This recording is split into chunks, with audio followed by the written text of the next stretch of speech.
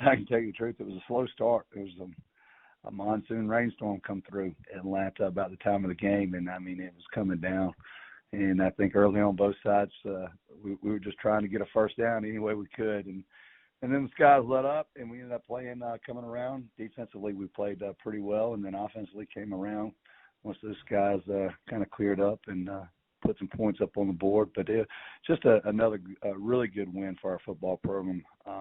We had an opportunity to set a regular season record for our 7th win here at Georgia State, and it was a great way to send our seniors out and our captains that have done so much for our football program, and set us up for what I think is going to be a good contest in Statesboro, Georgia this weekend against Georgia Southern. All right, Coach, thank you so much. First question comes from Stan Autry with the Atlanta Journal-Constitution. Please go ahead, Stan. Hey, Shawn. How are you doing this morning? Good. I'm doing great. How are you? Doing well, thank you. Yes. Nothing much has been written about Dan Ellington this year, so I was just going to follow up on that. How did you find Dan? I mean, in hiding out in Mississippi, and how did you guys come upon him?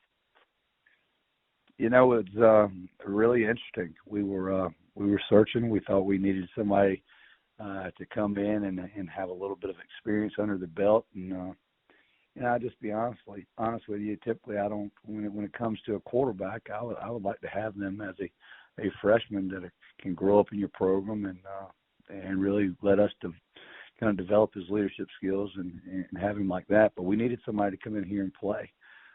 So we searched and ultimately came across Dan, and there was Dan and a couple other guys that we had focused on. And this was late in the process, to be honest with you.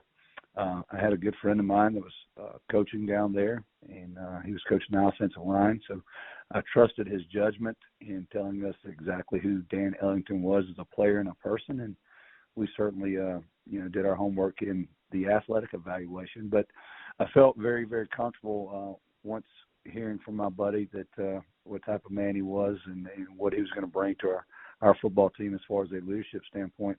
Very comfortable in going ahead and recruiting him. And to tell you the truth, the recruitment didn't last very long. I mean, it was about 3 weeks. We were it was fast in on him, and we got him signed early, came on a visit, and I think at that time he was committed to Central Arkansas, and I guess that coach had left and went to South Alabama. So it was just perfect timing, really perfect timing. He came here. We had a great time that weekend with his family, and then we ended up signing him. And what a player and what a person he's turned out to be for our football program. Just a phenomenal man, human being, gutsy, tough individual that loves the game of football and loves playing. And,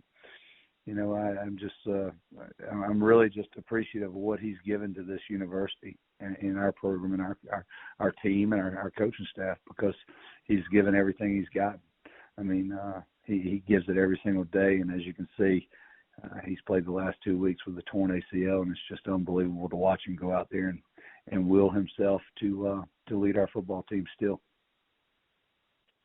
Has he exceeded the expectations that you had? I mean, when you get a JUCO guy in like that, I want you to know when he came in and we saw his skill in spring, I thought he was going to be a really good quarterback. The way he could get out of the pocket and throw the football, it was just natural, and it came right off his hand throwing it.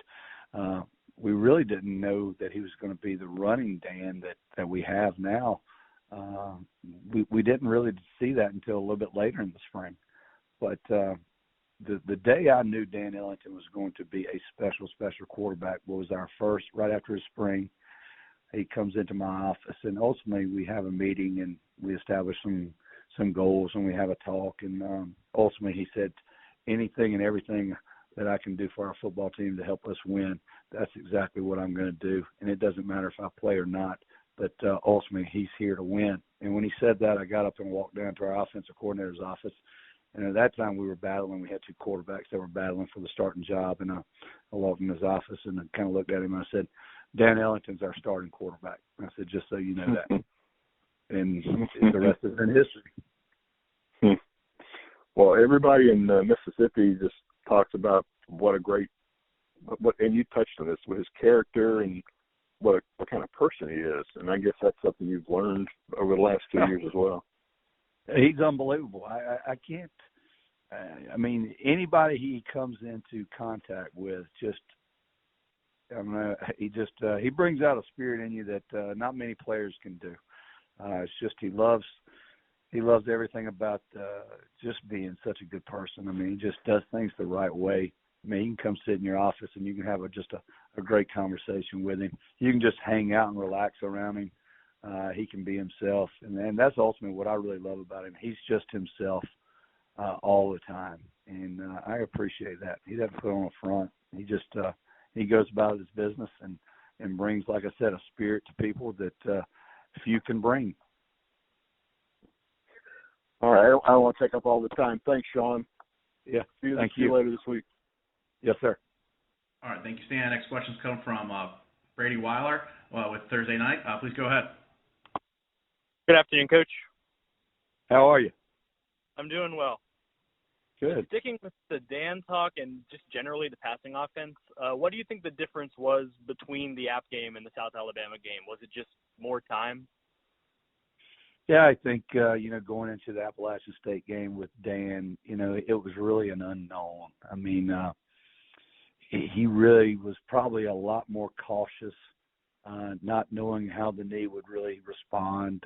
And we tried to put him through some scenarios where we felt like he would have to really maneuver and burst and do some stuff. But he just was more comfortable this past week, as you can see it. I mean, he pulled the ball and started running a few times, and I'm over there kind of gasping when he does it.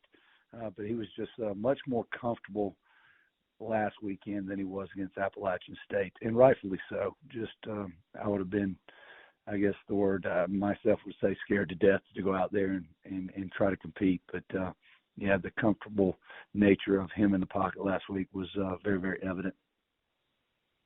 And on the defensive side, Georgia Southern's got another good quarterback, Shy Wirtz, and he's kind of a different quarterback than some of the good quarterbacks you've seen this year. What's the defense going to have to do to build on last week's performance and have another one this Saturday?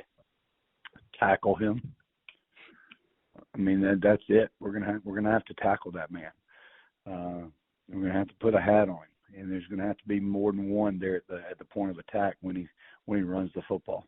And he's capable of having explosive plays. And if you watch us, and really it comes through the passing game when the quarterbacks exploit us when they pull the ball and run. But this is going to be a little bit different concept where we've got to contain him on every single play. And, he's an athlete that can, like I said, can take an explosive play and make it happen very, very quickly. We're going to have multiple defenders.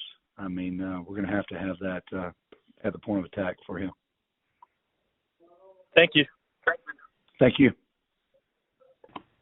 All right, thank you, Brady. And our final questions come from Travis Johnson with the Savannah Morning News. Please go ahead. Hey, Coach, I'll be quick. I yes, asked sir. Coach Lunsford the same. Hey, how are you, Coach? I asked Coach Lunsford kind of the same question that I'll ask you. With this being such a big rivalry within the state and within the conference, are there any kind of future changes that you'd like to see as far as when it's being played, where it's being played, or are you kind of okay with how the rivalry is set up as it currently is?